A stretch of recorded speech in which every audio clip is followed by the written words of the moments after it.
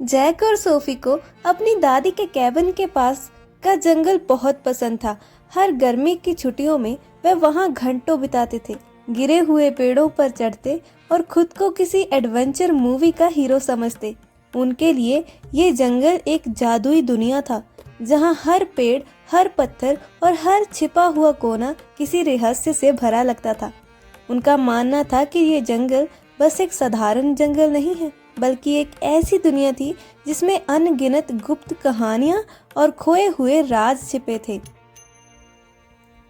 Jack और Sophie की दादी अक्सर उन्हें जंगल के पुराने किस्से सुनाती थी, खोए हुए खजानों, छिपे हुए रहस्यों और उन बहादुर लोगों की कहानियां जो इन रहस्यों को खोजने निकले थे।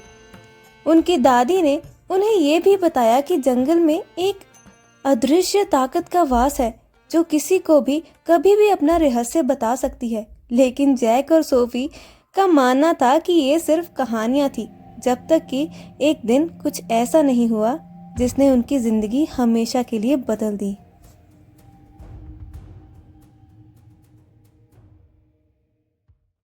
एक दिन दोपहर की तेज धूप के बावजूद जंगल के घने पेड़ों के नीचे ठंडी छांव थी। पक्षियों की चहचहाहट और पत्तों की सरसराहट के बीच सोफी और जैक अपने नए एडवेंचर की खोज में निकले थे। दोनों रास्ते में गिरे हुए पत्तों पर उछलते कूदते, चहकते हुए हर कदम पर जंगल को और करीब से जानने की कोशिश कर रहे थे। तब अचानक सोफी का पैर किसी चीज से टकराया। सोफी ने अपना संतुलन बनाया और नीचे झुककर मिट्टी हटाने लगी। उसके हाथों ने कुछ महसूस किया, एक पुराना फटा हुआ चमड़े का पाउच। जैक भी उत्सुकता से उसके पास आया। क्या मिला सोफी, कोई खजाना? जैक ने चुटकी लेते हुए कहा। मुझे नहीं पता, सोफी ने जवाब दिया, लेकिन ये बहुत अजीब लग रहा है। उसने धीरे धीरे पाउच का मुंह खोला और दोनों की आंखें आश्चर्य से चमक उठी।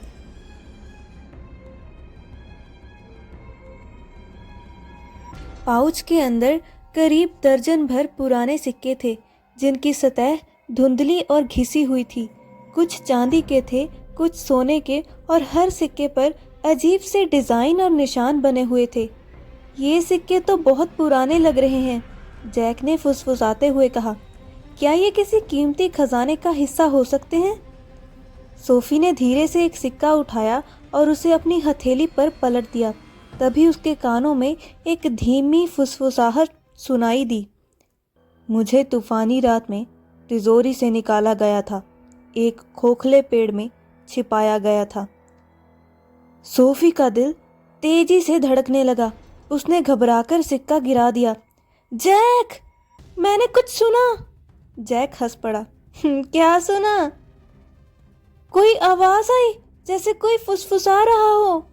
जैक ने संदेह से सिक्के को उठाया, लेकिन उसे कुछ सुनाई नहीं दिया। तुम्हें भ्रम हुआ है, उसने कहा। लेकिन सोफी को पूरा विश्वास था कि उसने कुछ तो सुना है।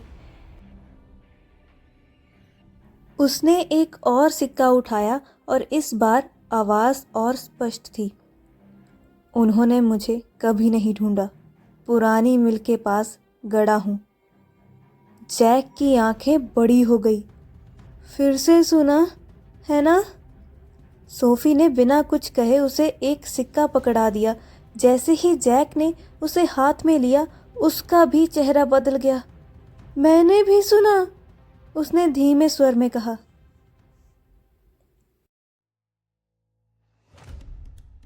अब डर की जगह रोमांच ने ले ली।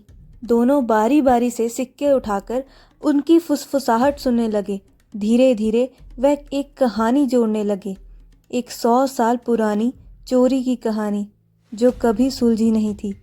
काफ़ी साल पहले कुछ चोरों ने बैंक से बहुत सारा सोना और चांदी चुराया था, लेकिन ना वह पकड़े गए और ना ही खजाना कभी मिला। तो क्या ये सिक्के उसी चोरी का हिस्सा थे? अगर ये सच है तो हमें इसके संकेतों का पीछा करना चाहिए, सोफी ने कहा। हाँ, हम असली जासूसों की तरह इस रहस्य को सुलझाएंगे, जैक ने उत्साहित होकर कहा।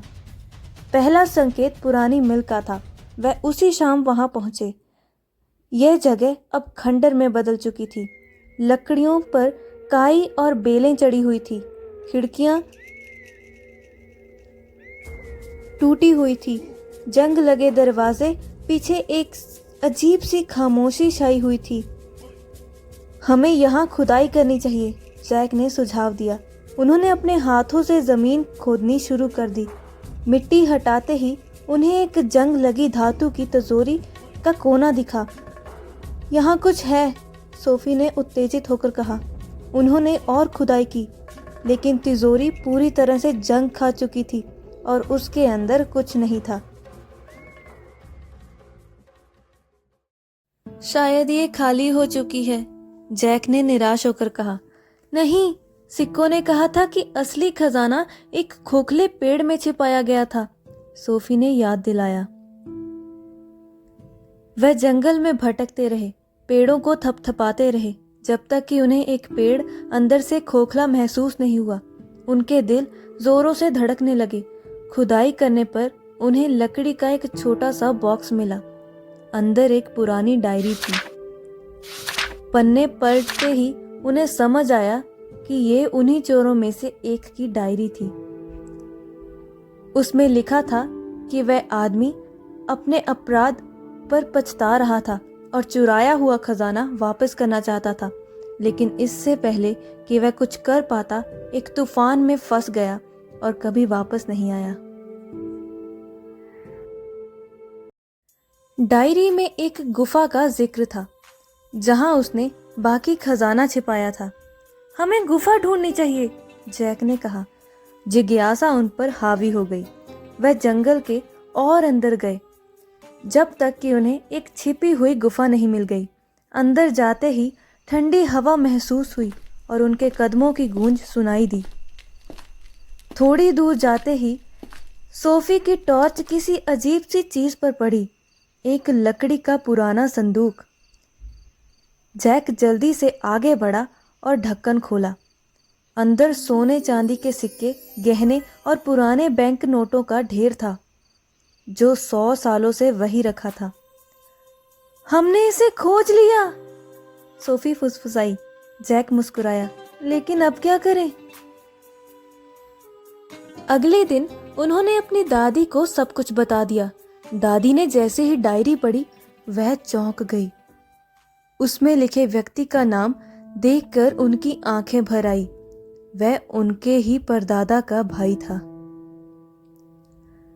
दादी की मदद से उन्होंने स्थानीय इतिहास समिति को खबर दी। ये खबर पूरे शहर में फैल गई। अंततः ये खजाना एक संग्रहालय में रखवा दिया गया। जहां तक जैक और सोफी की बात थी, अब वह शहर के छोटे से हीरो बन चुके थे। वो बच्चे जिन्होंने फुसफुसाते सिक्कों का राज सुलझाया। खजाना तो चला गया, लेकिन उन्होंने एक एक सिक्का अपने पास रख लिया और शायद जंगल के किसी और कोने में अभी भी कुछ और फुसफुसाहटें इंतजार कर रही थी। और इसी के साथ हमारी आज की कहानी यहीं खत्म होती है। लेकिन कहानियां कभी खत्म नहीं होती, है ना? अगर आपको ये कहानी पसंद आई तो इसे लाइक करें, अपने दोस्तों के साथ शेयर करें और चैनल को सब्सक्राइब करना ना भूलें। अगली बार फिर मिलेंगे एक नई कहानी के साथ। तब तक के लिए अपना ख्याल रखें। Thanks for watching.